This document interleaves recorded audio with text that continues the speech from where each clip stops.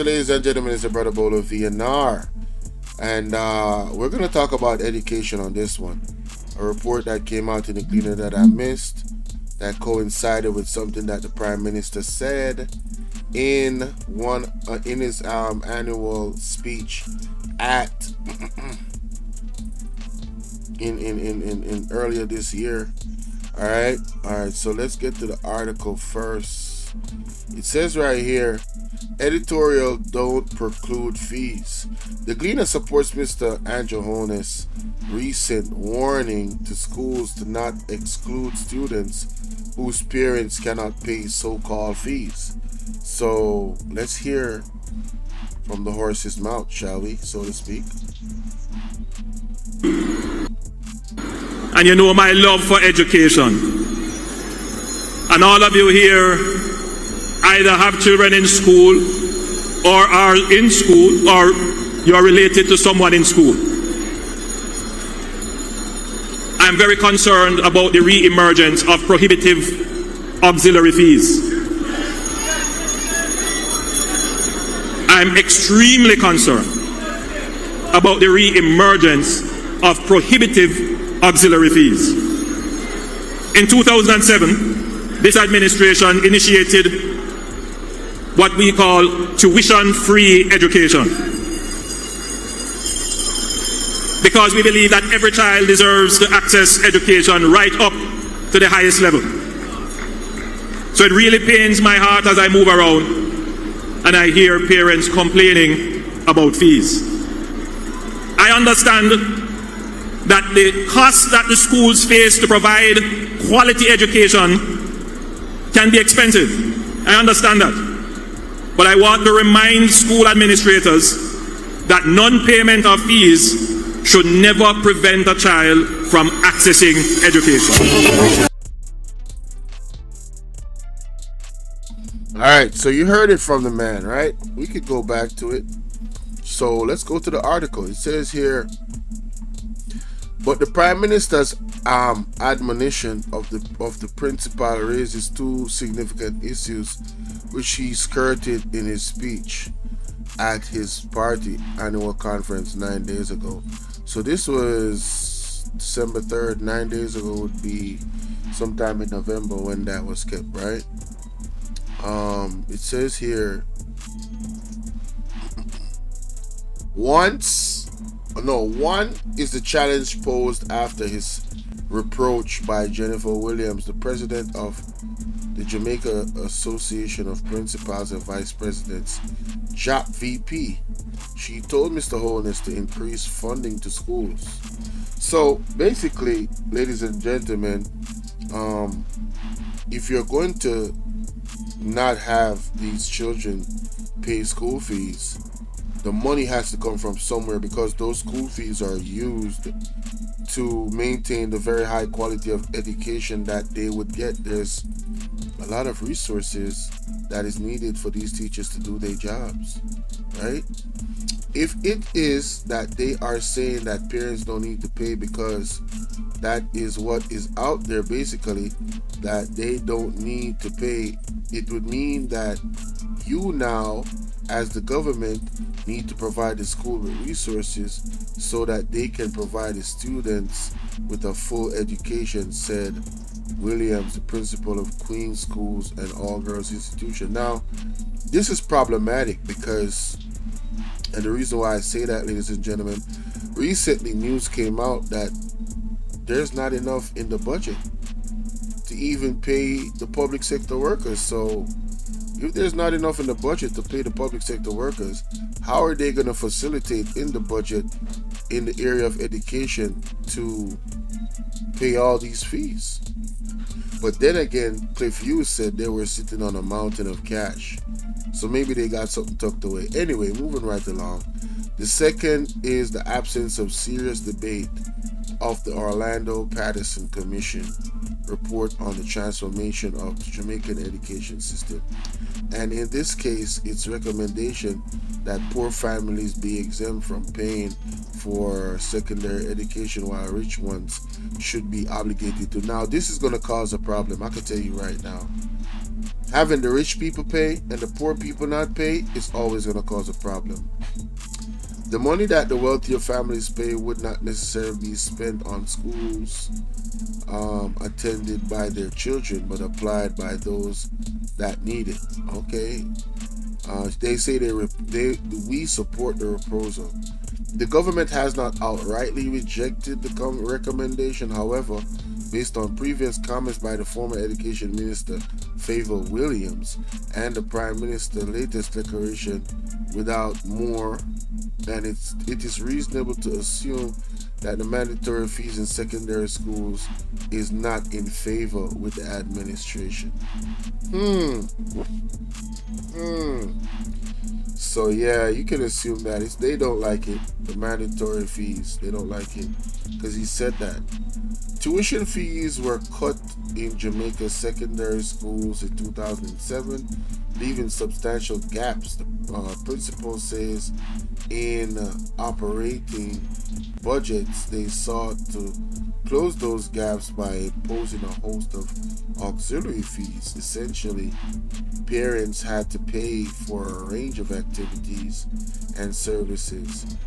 In 2016, Mr. Holness had administration abolished the mandatory nature of these fees, but parents were told that they could contribute to the funding of school activities. Many stopped.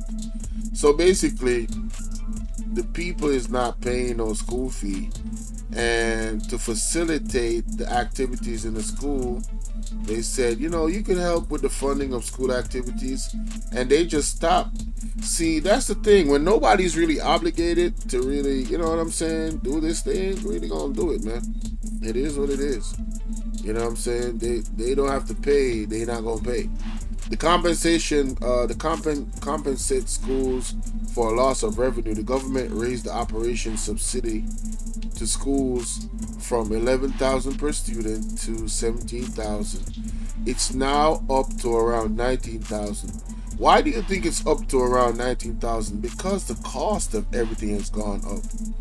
Inflation has gone up, so the money, it's not gonna work the same way given the same amount, right? That's just one factor. But according to the school administration, their budgets still fall far short, of what is required. They spend much time fundraising. Schools with better offer alumni and richer parents find it easier to raise money. Obviously, the parents are the one that, they have these types of fundraisers and it's used to generate cash. But the parents have cash, so they good. Their heftier coffers also show in better educational outcomes. See? Their heftier coffers also show in better educational outcomes because they have the right funding. They have the right tools.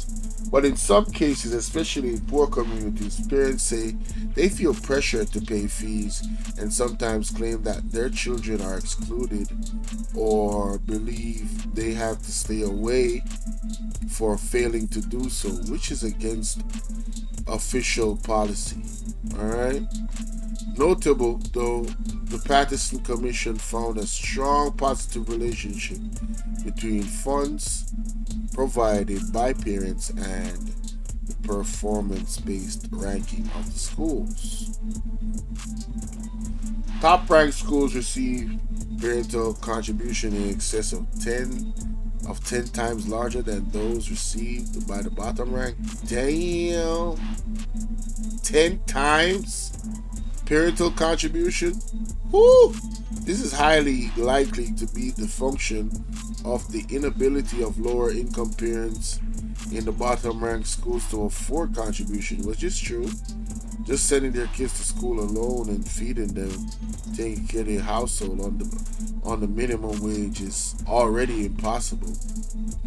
Man, oh man, this is substantiated by the previously shown fact that the bottom ranked schools have had to spend substantially more than the top ranked schools on socially linked areas such as remedial social intervention programs, utilities, and security. That last part, security. we can't have these schools not getting the right funding, man. Security is too important, man. This is ridiculous. I'm really concerned about the security aspect. In his party conference speech, Mr. Holness declared his appreciation for the fact that the cost that the schools face to provide quality education can be expensive. I understand that, he said, but I want to remind school administration that non-payment of fees should never prevent a child from accessing education. So it's like, if you're not going to increase the amount of money that they get from the government, you're tying these teachers and these schools' hands behind their back and throwing them in the deep end of the Atlantic Ocean. How the hell they gonna make it work? While this newspaper unreservedly endorses that position, we understand too that delivering quality education and providing students with a full, vibrant, and well-rounded learning experience also requires money. Exactly. There are fundamentally three ways to uncover the additional expenditure the government pays, parents pays, and a combination of the two. Like the Patterson Commission, we appreciate the government's lack of fiscal space. Therefore, it is its ability to adequately fund schools' budgets.